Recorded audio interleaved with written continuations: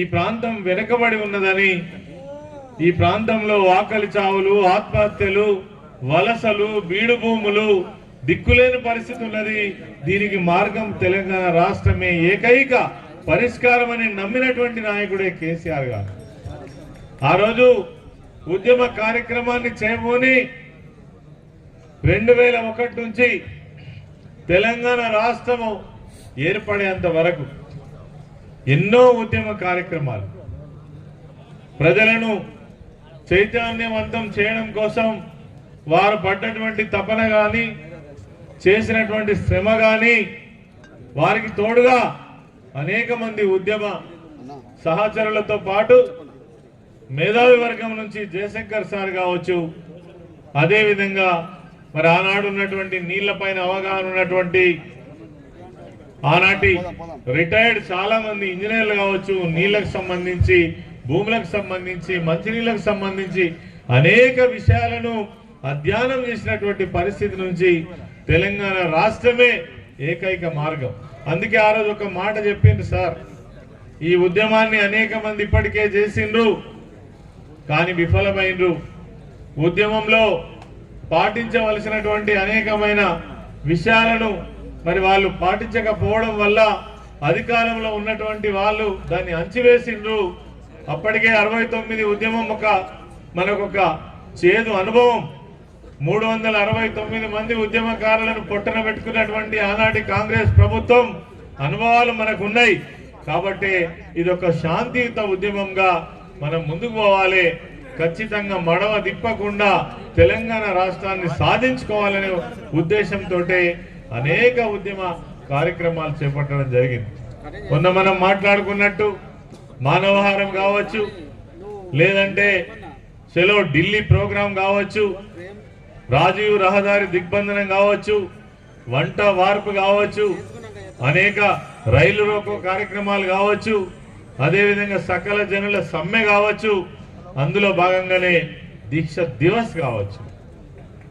ఇది ఒక మలుపు తిప్పినటువంటి తెలంగాణ రాష్ట్రం ఏర్పాటు కావడానికి అంతిమంగా తీసుకున్నటువంటి నిర్ణయమే దీక్ష దివస్. నిజంగా ఈ ఏదైతే 2009 నవంబర్ 29వ రోజు ఏదైతే ఉందో చరిత్రలో లిఖించదగినటువంటి విషయం. రేపు ఏ చరిత్రకారుడు ఒక తెలంగాణ చరిత్ర రాయాలన్నా దీన్ని మినహాయించి ఒక్క అక్షరం కూడా రాయలేరు. తెలంగాణ రాష్ట్రం ఎట్లా ఏర్పడ్డది అంటే అనేక ఘట్టాలతోటి కూడుకున్నటువంటిది. మరి ఆనాడు ఒక గొప్ప నిర్ణయం తీసుకొని, మీ అందరికీ తెలుసు, 2008లో పదవులను తృణప్రాయంగా మొత్తం 16 మంది ఎమ్మెల్యేలు, 4 మంది ఎంపీలు, 4 మంది ఆనాడు ఉన్నటువంటి శాసన మండలి సభ్యులు, జెడ్పీటీసీలు, ఎంపీపీలు కూడా రాజీనామాలు పెట్టిన విషయం మనకు తెలుసు. అదేవిధంగా 2009లో మా శత్రువు చేస్తున్నటువంటి ప్రచారాన్ని నమ్మి మనకు ఒక చేదు అనుభవం కూడా జరిగిన విషయం మనకు తెలుసు. మళ్ళీ తిరిగి 2010లో ఉన్నటువంటి పదవులన్నిటికీ కూడా త్యాగం చేసినటువంటి పార్టీ మన ఆనాడు ఉన్నటువంటి టిఆర్ఎస్ పార్టీ. అదే కాకుండా రకరకాలుగా అవాక్కులు చెవాక్కులు వేరి ఎక్కడున్నదా తెలంగాణ, ఎవరు అడుగుతున్నా తెలంగాణ, కేసీఆర్ తప్ప ఎవరైనా తెలంగాణ అడుగుతున్నా అని మాట్లాడినటువంటి మాటలకు సమాధానంగానే ఆనాడు వారు పార్లమెంట్ సభ్యులుగా ఉండి 2006లో మరి చూద్దామా, తెలంగాణ ప్రజల యొక్క అభిప్రాయం తెలుసుకుందామా, మీకు దమ్ము ధైర్యం ఉంటే రాండి, ప్రజలకు నేను రాజీనామా చేస్తున్నా, మీకు ధైర్యం ఉంటే మీరు కూడా రాజీనామా చేసి కరీంనగర్ గడ్డ మీద ఈ పార్లమెంట్ స్థానంలో ప్రజల యొక్క అభిప్రాయం కనుక్కుందామని రాజీనామా చేస్తే ఆనాడు ఎక్కడెక్కడి నుంచో వచ్చినటువంటి ఉద్యమ బిడ్డలు ఒక్క పైసా ఖర్చు లేకుండా ఆనాడు ఉన్నటువంటి వైఎస్ రాజశేఖర రెడ్డి ప్రభుత్వం 100 కోట్లు ఖర్చు పెట్టి మరి గ్రామాలలో మరి ఎన్ని రకాల ప్రలోభాలు పెట్టినా 2 లక్షల పైచిలకు మెజారిటీ తోటి గెలిపించినటువంటి ఒక ఉద్యమ ఘట్టం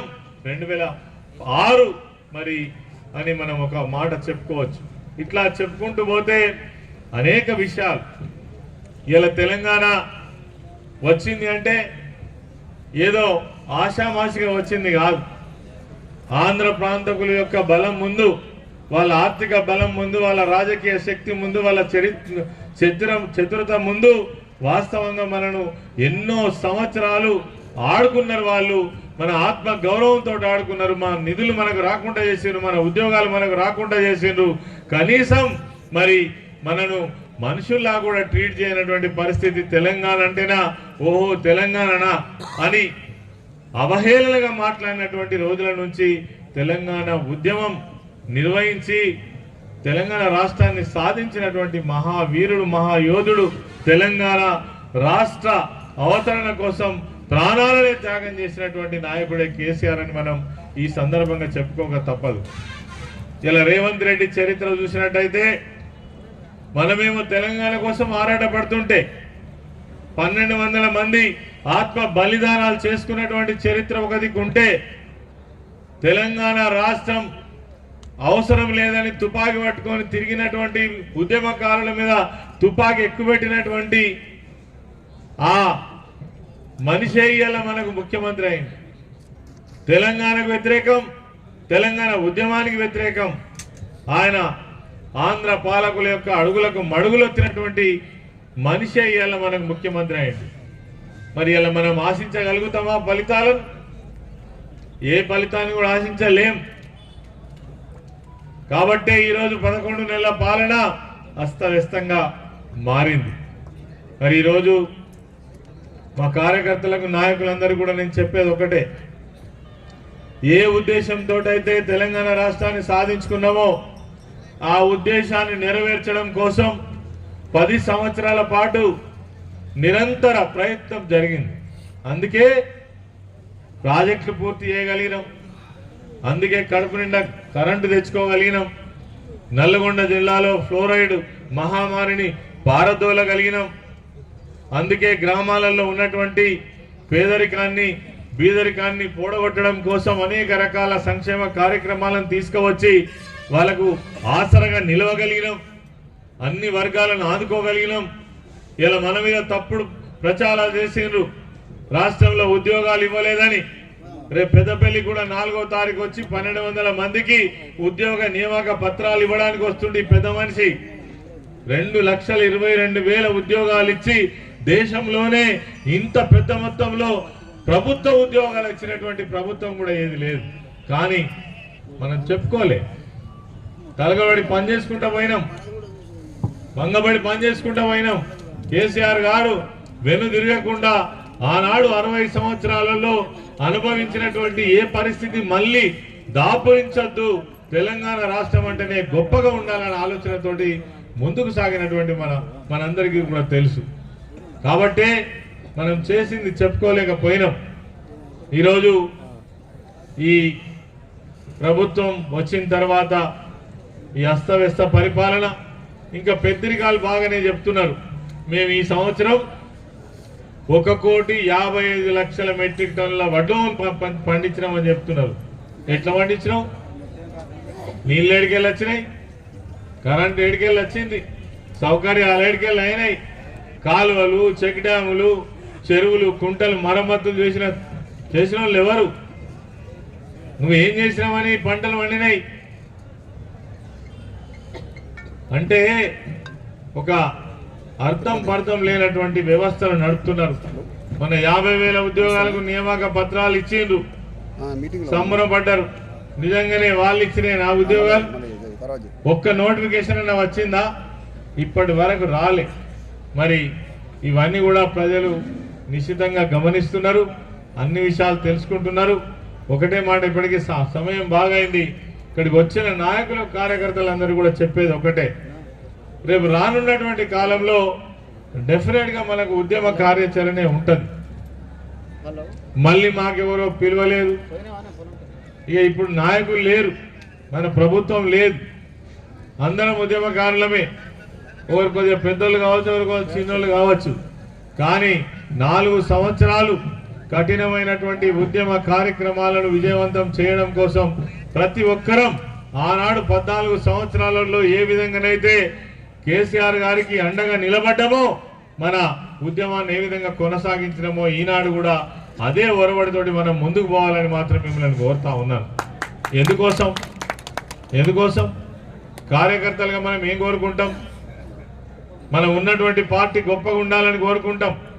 మన ప్రభుత్వం చాలా గొప్పగా ఉండాలని కోరుకుంటాం. 10 సంవత్సరాలు మన ప్రభుత్వం చాలా గొప్పగా ఉన్నది, గర్వంగా చెప్పుకున్నాం. దేశంలో ఎక్కడ ఎవడు ఇయ్యనటువంటి మరి 2000 పెన్షన్ ఇచ్చినటువంటి రాష్ట్రం ఏదిరా అంటే తెలంగాణ రాష్ట్రం, కేసీఆర్ అని చెప్పుకున్నాం. వికలాంగులకు 4000 రూపాయల పెన్షన్ ఇచ్చిన రాష్ట్రం ఏదిరా అంటే తెలంగాణ రాష్ట్రం అని గర్వంగా చెప్పుకున్నాం. మనం రైతు బంధు అనేటువంటి ఒక వినూతనమైన కార్యక్రమాన్ని తీసుకొచ్చింది ఎక్కడ అంటే తెలంగాణ రాష్ట్రం అని చెప్పుకున్నాం. ఇవన్నీ తిరిగి అమలు కావాలంటే కార్యకర్తలుగా, నాయకులుగా మనందరిపైన బాధ్యత ఉన్నది.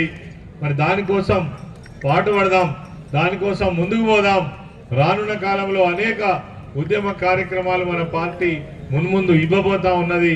దానికోసం సిద్ధంగా ఉండాలని ఈ సందర్భంగా కోరుకుంటూ, రానున్నటువంటి ఎలక్షన్లో ఇంతకుముందే మిత్రులు చెప్పిండ్రు, మనం పకడ్బందీగా ఎదుర్కొంటాం స్థానిక సంస్థల ఎన్నికలను. వాటిలో నిజమైనటువంటి నికారసైనటువంటి పార్టీ కోసం, నాయకుని కోసం మరి ఏ త్యాగానికైనా సిద్ధపడేటువంటి నాయకులనే గుర్తిస్తాం, వాళ్ళనే మనం ఎంకరేజ్ చేస్తాం, వాళ్ళ గెలుపు కోసం కూడా ప్రయత్నం చేస్తామని ఈ సందర్భంగా మనవి చేస్తూ, ఈరోజు మరి ఆలస్యమైనప్పటికీ కూడా ఇంత పెద్ద సంఖ్యలో వచ్చి దీక్ష దివస్ కార్యక్రమాన్ని విజయవంతం చేయడానికి కృషి చేసినటువంటి ప్రతి ఒక్కరికి, సహకరించినటువంటి నాయకులందరికీ, మరి ముఖ్యంగా రామగుండం నియోజకవర్గం, మంత్రి నియోజకవర్గం, పెద్దపల్లి నియోజకవర్గం, మా ధర్మపురం నుంచి, ధర్మారం మండలం నుంచి వచ్చినటువంటి నాయకులందరికీ కూడా ప్రత్యేకమైనటువంటి ధన్యవాదాలు తెలియజేస్తూ జై తెలంగాణ.